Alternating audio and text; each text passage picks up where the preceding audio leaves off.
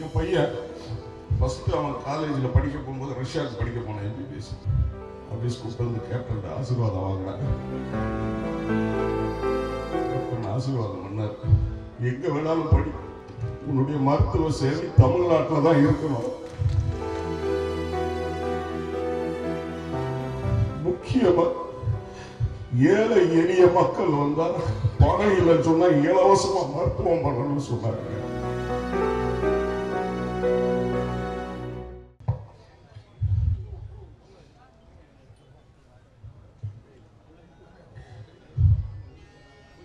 எனக்கு உயிர் கொடுத்த தாய் தந்தையருக்கு என்னுடைய முதல் வணக்கம். என்னை சினிமாவிலும் அரசியலிலும் அறிமுகப்படுத்திய எங்கள் ஆசா புரட்சி கலைஞர் சொக்க தங்கம் கேப்டன் அவர்களுக்கு என்னுடைய இரண்டாவது வணக்கம். கேப்டன் அவர்கள் செஞ்சதை இதுவரைக்கும் சொல்லி காட்டினதே கிடையாது.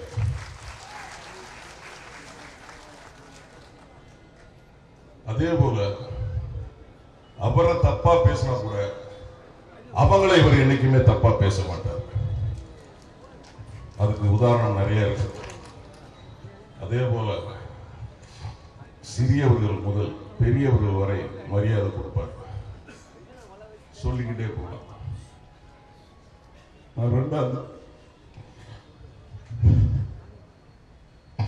அக்டோபர் 2ஆம் தேதி நான் கேப்டன் கடைசியா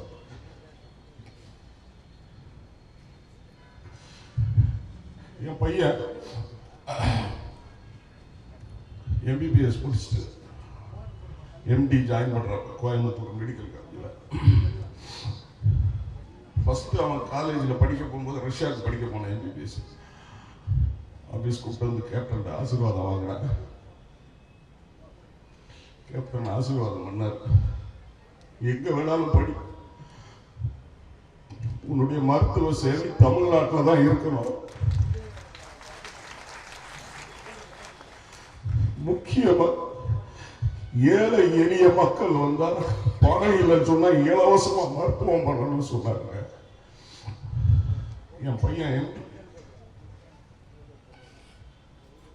எப்படி ஜாயின் பண்ணணும், நான் எப்படியாவது கேப்டன் ஆசீர்வாதம் வாங்கணும். சார் என்ன சொன்ன அந்நியார்கிட்ட கேட்டு அக்டோபர் 2ஆம் தேதி நான் வீட்டுக்கு போனோம். என் பையன் 3ஆம் தேதி கோயம்புத்தூர்ல ஜாயின் பண்ணணும். இன்னைக்கு தானே தலைவரை கடைசியா பார்த்தேன். பையனுக்கு ஆசீர்வாதம் பண்ணி கேப்டன் அண்ணியும் 13,000 ரூபாய்க்கு ஒரு சென்ட் கொடுத்தேன். ஏழை பணக்காரன் பார்க்க மாட்டார் கேப்டன், ஜாதி பார்க்க மாட்டார் கேப்டன், மதத்தெல்லாம் பார்க்க மாட்டார். அப்படிப்பட்ட ஒரு நல்ல மனிதரோட நாம பயணம் பண்ணிருக்கோம். நம்ம கர்வமா சொல்லணும், பெருமையா சொல்லணும். இன்னைக்கு வரும், நாளைக்கு போவோம். நம்ம தலைவர் சொன்ன மாதிரி தான், செத்தா 6க்கு 3, பணம் கூட வரப்போறது இல்ல. இன்னைக்கு நான் இப்ப சொல்றேங்க, இனிமேல் இந்த மாதிரி ஒரு கூட்டம் எந்த தலைவருக்கும் எந்த நடிகருக்கும் வரவே வராது. அவ்வளவு செஞ்சிருக்கிறாருங்க. என் சொந்த ஊர் திருநெல்வேலி தென்காசி மாவட்டங்க. ஆய்க்குடின்னு ஒரு இடத்துல மாற்றுத்திறனாளிக்கு 5 ஏக்கர் நிலம் கொடுத்திருக்கிறாரு. நாங்க அந்த சொந்த மாவட்டத்திலே இருக்கோம், எங்களுக்கே தெரியாது. அடுத்த நாள் பேப்பரை பார்த்தா மதுரை ஏர்போர்ட் பக்கத்துல பெரிய ஆலங்குளம் அப்படிங்கிற ஒரு பகுதியில் நரிக்குறவர்களுக்கு 7 ஏக்கர் நிலம் கொடுத்திருக்கிறாரு. இன்னைக்கு எவ்வளவோ சொல்றாங்க. வலதுகை கொடுக்கிறத இடதுகை தெரியக்கூடாதுன்னு நினைக்கிறவர் நம்மளுடைய கேப்டன் அவர்கள். நம்ம எல்லாம் அவருடைய தொண்டன் அப்படிங்கிறதுக்கு பெருமைப்படணும், கர்வப்படணும்.